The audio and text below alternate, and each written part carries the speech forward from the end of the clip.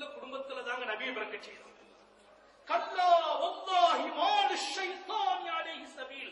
ஆண்டவன் மீது சத்தியமிட்டு சொல்கிறேன், அல்லாஹ்வின் மீது சத்தியமிட்டு சொல்கிறேன், ஷைத்தான் என்னுடைய மகன் கிட்ட கூட நெருங்க முடியாது. அழுத்தமான வார்த்தை. நம்ம வீட்டு தாய்மார்களுக்கு அல்லாஹ் இப்படி நம்பிக்கை நசீபாக்குவானா? நம்ம வீட்டுக்கு கூட நம்பிக்கை பிறக்கணும் இல்லையா? எல்லாத்துக்கும் இப்படி பிறக்கவா செய்யுது. சின்ன விஷயமா இருந்தாலும் பயம் வந்துருதா இல்லையா? சின்ன விஷயமா இருந்தாலும் வீட்டை விட்டு நம்ம வெளியில வரணும்னா காலில் லேசா கல் தட்டிட்டு வைங்களா, கதவு தட்டிடும். உடனே நம்ம ஊர்ல எல்லாம் ஒரு வழக்கம் இருக்கு, உடனே உள்ள வந்துட்டு திரும்ப போந்துடும். காலில் கல் தட்டிட்டு அப்படி போயிடாத, உள்ள வா அப்படின்னு உள்ள கூப்பிட்டு அப்புறம் திரும்ப வர. திரும்ப வந்தார்ல வெறுத்தம் கோடாரியோடு வெளியில போறான், விறகு வச்சான், இன்னொருக்கு உள்ள போயிட்டு வெளியில வர. ஏன்னா இவன் முன்னால போனா ஏதாச்சும் முசீபத்து நடக்கும், காலில் கல் தட்டிட்டா ஏதாச்சும் முசீபத்து ஆயிடும் அப்படின்னு நினைக்கிறாங்க சகோதரர்கள். ஏன்னா இப்ப நம்ம வீட்டுல நம்ம தாயார் என்ன செய்வாங்க, உள்ள வெளியில வந்து அவங்க வாசல்ல நின்று வழி அனுப்பி வைப்பாங்க. அவங்க கொடாரிகாரம் போனா அவங்களும் விடுறது இல்லை. ஏமா ஸ்ரீதேவி அப்படிலாம் இல்லம்மா, நீ ஆலிம்சாவா இருக்கலாம், தாய் சொல்லதான் கேட்கணும், சந்தோஷம். எப்ப சொல்றேன் அவங்கள்ட்ட எப்படி சொல்லணும், அல்லாஹ் இதான் சொல்லியிருக்கான். தாய் எப்படி திருத்தணும், தாய்கிட்டலாம் கோவப்பட்டுறக்கூடாது, மனசை புண்படுத்திடக்கூடாது, அவங்களுக்கு நம்ம ஆசனம் ஆயிடக்கூடாது. அணுகுமுறையோடு பக்குவத்தோடு ஒரு காலம். அப்ப நம்ம பின்னால மாறி சொல்ல வர அதுக்கு பின்னால என்ன ஆயிட்டு, கோடாரிகாரனையும் பாக்குறது இல்ல, யாரையும் பாக்குறது இல்ல, அவங்க நம்மளை அனுப்ப ஆரம்பிச்சிடறாங்க. அதோட நம்ம வெளியில வரும்போது அவங்க தான் சொல்லுவாங்க, இதான் பிஸ்மில்லாஹ் தவக்கல்லாம் சொல்லிட்டு போ அப்படின்னு. அப்ப நாம பிஸ்மில்லாஹ் இன்னைக்கு நம்ம ஆரிமானோம், ஓதணும், படிச்சோம், அதெல்லாம் பின்னால. ஆனா பிஸ்மில்லாஹ் தவக்கல் தொடர்தான் வீட்டை விட்டு வெளியில கால் எடுத்து வச்சா சொல்லணுங்கிறத என் தாய் சொன்ன பாடுதான் இன்னைக்கு ஞாபகம் இருக்கு.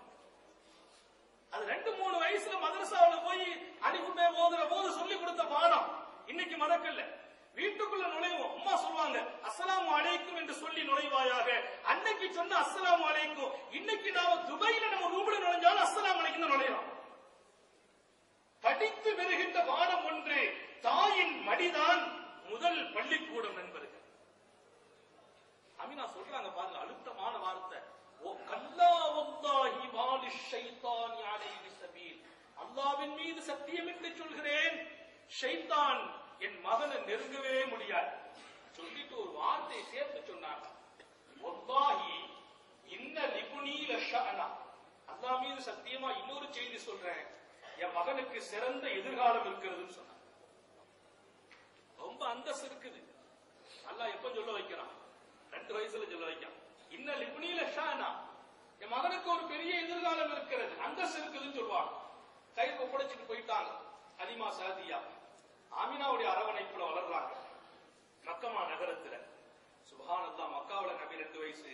அப்படி ஒரு பெரிய பரிணாமம், ரொம்ப சிறப்பா இருப்பாங்க, அழகா இருப்பாங்க.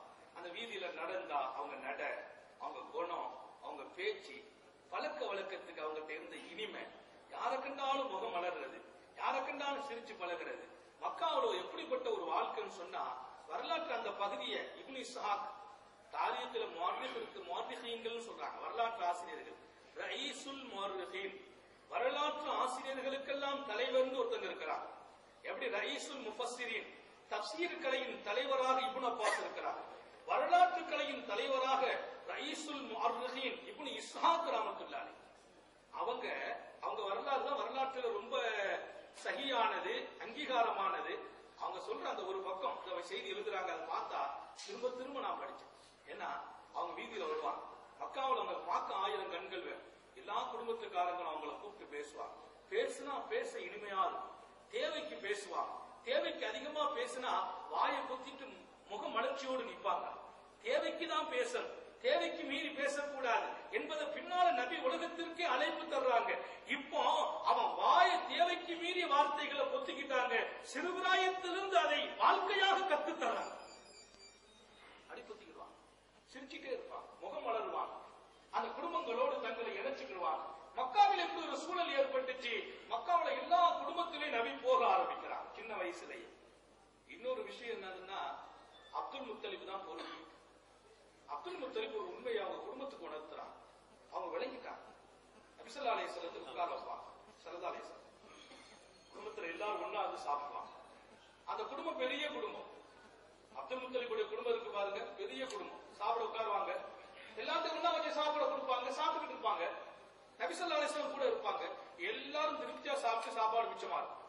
எல்லாரும் யார் வந்தாலும் சாப்பிடலாங்கிற அளவுக்கு அல்ல அந்த குடும்பத்தை வச்சிருந்த. காபாவுடைய நிர்வாகம் பெரிய குடும்பம். அப்துல் முத்தலிபுக்கு வந்து 12 பிள்ளைங்க. ஒவ்வொரு பிள்ளைங்களும் கல்யாணம் ஆகி பேரன் பேத்தி ஆக ஒரு 100 டிக்கெட் இருக்கு வீட்டுல. எல்லாரும் சாப்பிடுவாங்க. ரசூல் ஸல்லல்லாஹு பக்கத்துல வச்சுக்கிடுவாங்க. சொல்லுவாங்க அப்துல் முத்தலிப் எமான கொண்டு வாங்கம்மா, பேர பிள்ளை பக்கத்துல வச்சுக்கிடுவாங்க சாப்பிடுவாங்க. அப்ப எல்லாரும் கேட்டாங்க, எல்லாரும் நபி மேல முஹப்பத்தா இருந்தாலும் எங்களுக்கும் பேர பிள்ளை இருக்குதா இல்லையா? எங்களுக்கும் பிள்ளை, உங்களுக்கு பேர பிள்ளை தானே? அப்பாஸுக்கு பிள்ளை இருக்குது, அபூதாலிபுக்கு பிள்ளை இருக்குது, ரசூல் ஸல்லல்லாஹு அலைஹி வஸல்லம் பெரியப்பாமார்கள் எல்லாருக்கும் அபூ லஹபுக்கு பிள்ளை இருக்குது, எல்லாத்துக்கும் பிள்ளைங்க இருக்கிறாங்க. அந்த பிள்ளைங்களை எல்லாம் கூப்பிட்டு பக்கத்துல வைக்காம இந்த பிள்ளைய மட்டும் கூப்பிட்டு வைக்கிறாங்கிறத கேட்கறாங்களோ இல்லையோ மனசுல ஒரு என்ன வரும்? எல்லாத்துக்கும் ஒரு தட்டி பேர பேத்திகளை வந்து சமமா நடத்த நினைப்பாங்க. இப்ப எனக்கு உள்ள இருக்குது, என் அண்ணனுக்கு இருக்கு, என் தம்பிக்கு இருக்கு. எங்க வாப்பா என் பிள்ளைய மட்டும் கவனிச்சாரு வைங்க, எங்க அண்ணன் என்ன சொல்ல ஆரம்பிச்சிருவாரு, வர வாப்பாவும் சரியில்லை, தம்பி பிள்ளைய மட்டும் கவனிக்கிற மாதிரி இருக்கு. நம்ம மட்டும் கவனிச்சாலும் அந்த பேச்சு தான், நம்ம பிள்ளைய மட்டும் கவனிச்சாலும் அந்த பேச்சு தான். அது நியாயம், அவங்க எதிர்பார்க்கறதுல. அந்த மாதிரி அப்துல் முத்தலிப் இவங்களை கவனப்படுத்துவாங்க. இதுல ஒரு எண்ணம் இருந்துச்சு லேசா, எல்லாத்துக்கும் தெரிஞ்சாலும் ஒரு சின்ன எண்ணம். அப்துல் முத்தலிப் அதை புரிய வைக்கிறாங்க. ஒரு நாள் நபியை கூப்பிடல, நபி வெளியில போயிருக்கிறாங்க. பக்கத்து வீட்டுல அப்படி பக்கா சாதியா குடும்பத்தை மாதிரி பக்கத்து வீட்டுல கூட்டு போயிட்டாங்க. அங்க போய் உட்கார்ந்து இருக்காங்க. அங்க சாப்பிட வச்சாச்சு, எல்லாரும் சாப்பிட்டாங்க. ஒலம் யஷ்பவு, சாப்பாடு பத்தல, ஷார்டேஜ் ஆயிட்டு. வரலாற்றில் எழுதப்பட்ட செய்தி, ஒலம் யஷ்பவு, வயிறு நிரம்பல, சாப்பாடு இல்ல. அப்துல் முத்தலிப் சொன்னாங்களா, என்ன இது பத்தல்? ஆமா, இன்னைக்கு என் புள்ள இல்ல, அதனாலதான் உங்களுக்கு பத்தல். அவங்களும் புரியுறாங்க. அடுத்த நாள் நபி ஸல்லல்லாஹு அலைஹி வஸல்லம் பக்கத்துல வைக்கிறாங்க. எல்லாரும் வயிறு நிரம்புறாங்க, மிச்சமா இருக்குது. இன்னொரு 2 நாள் கழிச்சு இரண்டாவது மீண்டும் அப்துல் முத்தலிப் அபுனாஹும், தனது குடும்பத்து பிள்ளைகளை அப்துல் முத்தலிப் சோதனைப்படுத்தி பார்க்கிறார், நபியின் கண்ணியத்தை விளங்க வைப்பதற்காக. 2-3 நாள் கழிச்சு நபியை வெளியில விட்டுட்டாங்க, சாப்பாடு வச்சாங்க, சாப்பாடு ஷார்டேஜ் ஆகுது. அடுத்து நபியை உள்ள வைக்கிறாங்க, சாப்பாடு பரக்கத் ஆகுது. எல்லாரும் சொன்னாங்களாம், இன்னஹு முபாரக், முஹம்மது பரக்கத்து பெற்ற மனிதர் சொன்னாங்க. அல்லாஹ் அக்பர். அவங்க எதாவது விரும்புறாங்க, எல்லாரும் வாயில இருந்து அந்த செய்தி வரணும். குடும்பத்துல கூட அவங்க இருந்தா பரக்கத். அன்பர்களே, ரசூலே கரீம் ஸல்லல்லாஹு அலைஹி வஸல்லம் அப்துல் முத்தலிப் ரொம்ப அவங்க வருவாங்க. ஒரு முஸல்லா வச்சிருக்கு காபத்துல்லாஹ். நம்ம மகாம் இப்ராஹிமுக்கு வந்து ஹஜ்ஜுகளுக்கு தெரியும், மகாம் இப்ராஹிம் பக்கத்துல இருந்து ஒரு முஸல்லா விரிக்கப்பட்டிருக்கு. அப்துல் முத்தலிப் அதுல தான் உட்கார்ந்து இருப்பாங்க. அவங்க ஒரு மக்காவுடைய தலைவர். அவங்க வந்து எல்லாரும் கண்ணியப்படுத்துவாங்க. நபி ஸல்லல்லாஹு அலைஹி வஸல்லம் என்ன செய்வாங்கன்னா, அப்படி வருவாங்க, வந்த உடனே அந்த முஸல்லால போய் உட்கார்ந்துருவாங்க. அல்லாஹ் உட்கார வைக்கிறான்.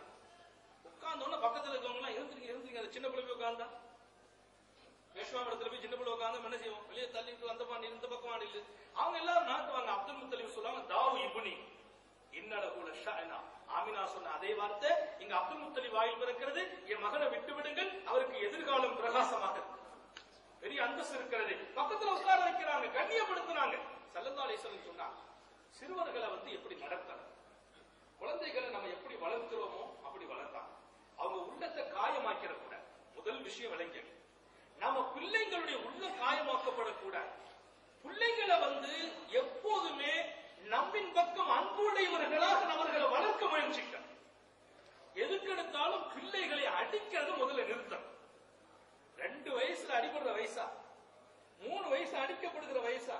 இன்னைக்கு பாருங்க, டென்ஷனான காலம். தாய் தகப்பங்க பல வேலைகள் இருக்கிறாங்க.